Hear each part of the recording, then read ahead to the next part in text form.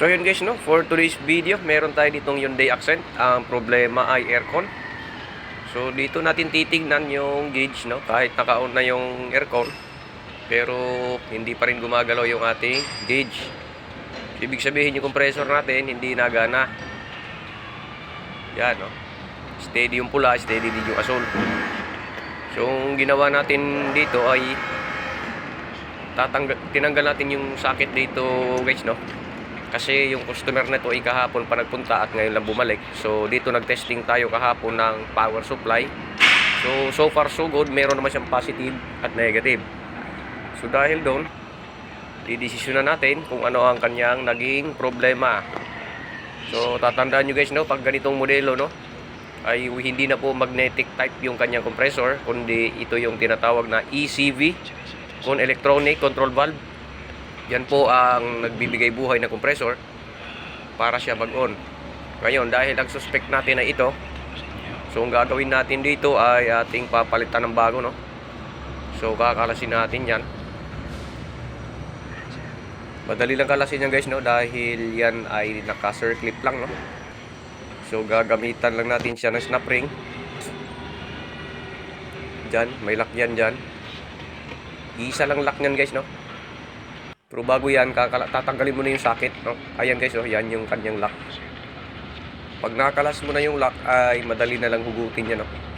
Tapos palit ng bago, tapos magre-recharge na free yan. So dito ay tinignan muna natin yung position, no? Bago natin kalasin. Ayan. So itutok lang natin yung socket dyan. Dapat ang pagbalik ay ganyan din, no? Hindi pwedeng mabaliktad. Yung socket na yan guys, no, ay yan po pala yung kadugtong nung tinesting natin, no, yung sa taas. Ayan, dugtong lang yan. Kaya yun. Tatanggal natin yung circlip. So bubunutin na natin yung ating ECV, con electronic control valve. Yan, madali na siya tanggalin guys, no. Ayan, no. Para siyang solenoid na automatic transmission, no. Yan, makalipas lang ang ilang minuto ay nandito na yung ating pampalit, no?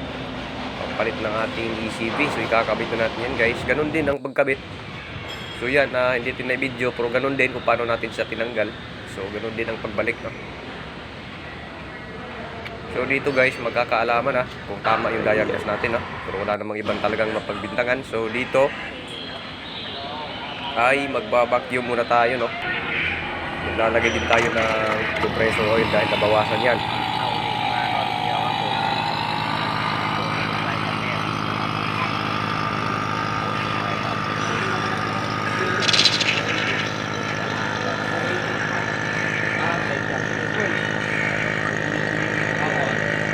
Isin yan, isin.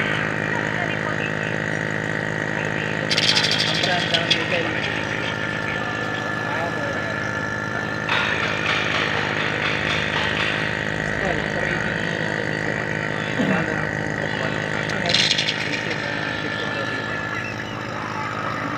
Ang gasoline natin po nag-trend.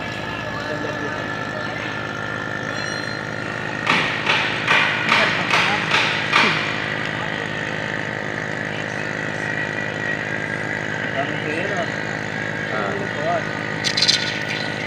Walang mawa. So yun guys, no, after 10 minutes na pagbabacuum, so fast forward na tayo. So ito na siya guys, oh.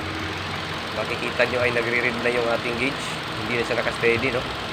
So yan ay ibig sabihin nakataas yan una, tapos yung pula ay naka-steady sa 100.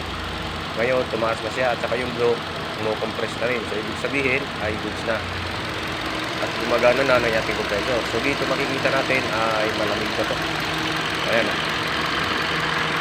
So sana guys, no, may matutunan kayo sa ating munting vlog, no. So hanggang dito na lang po muna. At maraming salamat po sa inyong panonood.